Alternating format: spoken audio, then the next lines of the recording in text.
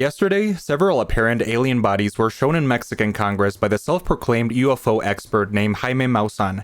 The bodies are small and humanoid, resembling a caricature of stereotypical aliens, with long arms and strange heads that reminded me of ET. Along with the physical bodies, also came a barrage of claims, ranging from that they can lay eggs to the idea that they were buried for over 1,000 years. Naturally, as part of our current UFO hysteria, the news took the worldwide social media by storm. People immediately jumped to the conclusion that aliens were here this whole time, and that everything we knew about our place in the universe changed forever. However, a lot of people started realizing that something smelled fishy, and they started pointing out the inconsistency of these claims and also the idea that they might be deceitful, as well as this one not being Maussan's first rodeo in creating alien hoaxes. So what I'm going to do today is I'm going to go over these claims, over the news story, and give out my own opinion because I think there's a lot to dissect here, but I really want to focus on the false claims and disprove this, because I realized since the moment I saw these aliens that something did not make sense, and I wanted to get into it, and in the end I concluded that yeah, it was basically a hoax, a lie, but I want to give my reasoning about why I think this.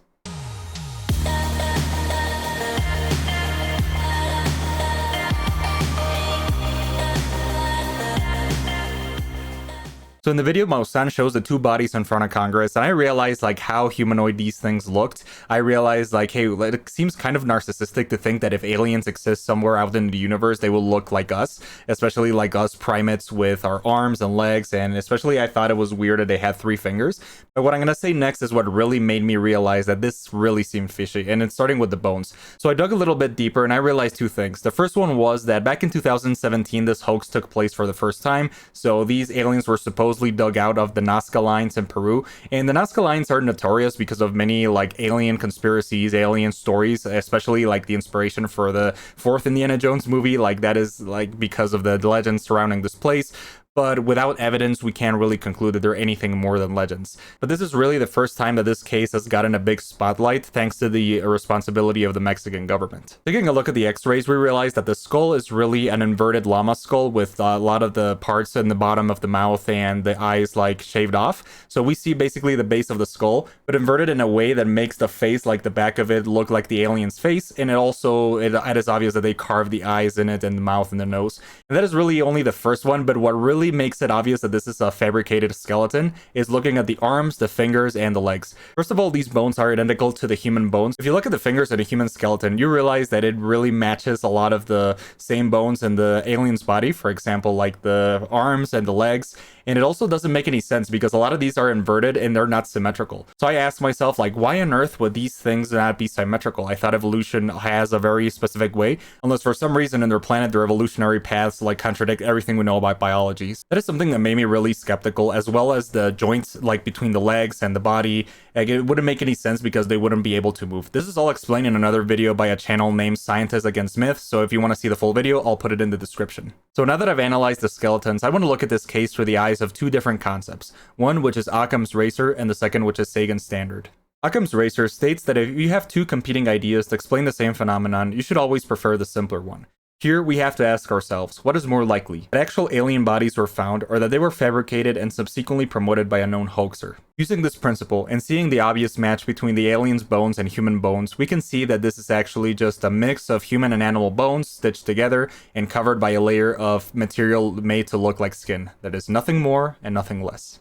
The second concept is Sagan's standard, and it states that extraordinary claims require extraordinary evidence. So far, the quote-unquote evidence we have seen for these bodies is questionable at best, laughable at worst. In the end, the burden of proof lies with the person who makes the claims. During the course of the video, Maussan makes a lot of other minor claims that by this point I had too much of a migraine to really get into, so instead I'm gonna go dive deep into the background of this character. So who really is Jaime Maussan? Even though this is really the first time that we have seen this hoax in a global spotlight, this is really old news. Back in 2017, this same story of alien mummified bodies was quickly disproven, and it was quickly brought over and over again over the next couple years. In addition, the documentary on these aliens back in 2017 was actually produced by Gaia in collaboration with Jaime Maussan, and we all know Gaia is probably the biggest septic tank of bullshit in the entire internet. They are known for making documentaries ranging on everything from pseudoscience, alternative medicine, claims about fantastical aliens and creatures, and so much stuff that really make my head hurt. So I don't really recommend like listening to Gaia or believing anything they say. It's basically the internet era version of the History Channel. So if one looks deeper into this guy's story, we really know exactly what is going on here. So one might ask, what exactly would somebody have to gain by fabricating these stories? Like, why would somebody go to the lengths of creating like these alien puppets and portraying them in front of the world with the risk of being exposed as a fraud? Well, the answer, ladies and gentlemen, is money. Like, money makes the world go round. Of course, also with notoriety, fame, and also Netflix specials that we've seen. Just go ask Gwyneth Paltrow and Graham Hancock with their really successful Netflix specials based on complete and utter bullshit. I think that the main reason that many people believed in these claims from the beginning is because of the official nature of everything. For example, like the Mexican government, the way they portrayed everything just makes it look like really official. And it's like, oh my god, like why would they be wasting their time with this if it wasn't like real aliens? A second question somebody might ask is, if they were fake, like why are they being shown in the Mexican Congress? And to that I say, well, the answer is that a lot of people in this world are just big old idiots, and some of those idiots happen to be representatives in our governments. So yeah, that's pretty much the answer.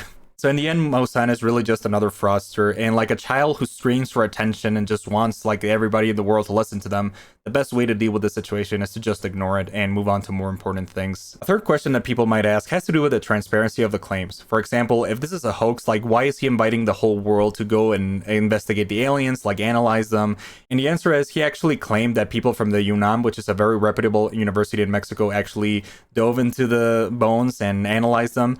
De acuerdo a la Universidad Nacional Autónoma de México, quien realizó los análisis de carbono 14, estos seres tienen alrededor de 1000 años de antigüedad. But actually, this claim was disproven by a scientist from the university named Julieta Fierro. So the fake alien dolls are false, then why did the hoaxers stick to their story if they're gonna be disproven eventually?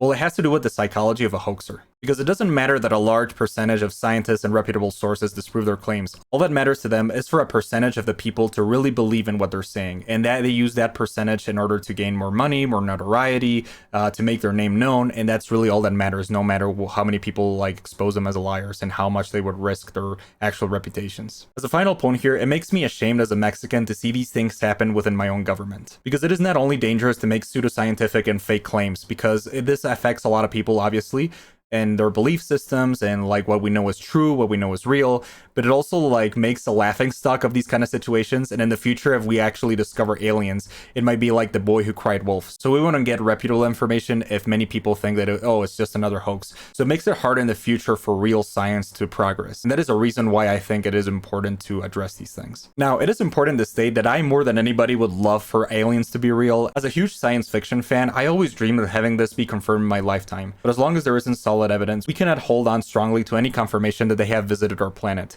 I would love to keep talking about the topic of extraterrestrial life in future videos, as it leaves a lot of interesting topics, including the Fermi paradox, which explains why we have not encountered any of them yet.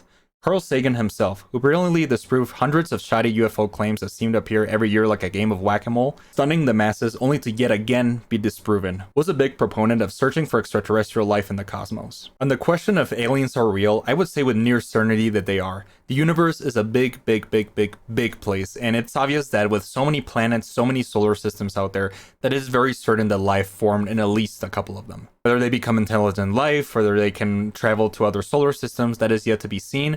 But I really think that life is very probable that it might have happened, and we are the proof of that. Because if we can exist, that means that life can pretty much happen anywhere. So that is my conclusion around this alien situation, and I know how disappointed it might sound like to have something like this be taken this far into the halls of Congress, but I gotta restate that it is important to always look for the evidence, and if things seem fishy, to call them out. But I also think that it is truly embarrassing for these things to take the attention of so many people, especially if they are fake. I want to make a final point on journalistic irresponsibility. I have so many like outlets are treating the story as if it is real, like making clickbaity articles, and I know like a lot of sources have no specks of integrity. They basically do everything they can to get clicks, like, oh my god, aliens are real.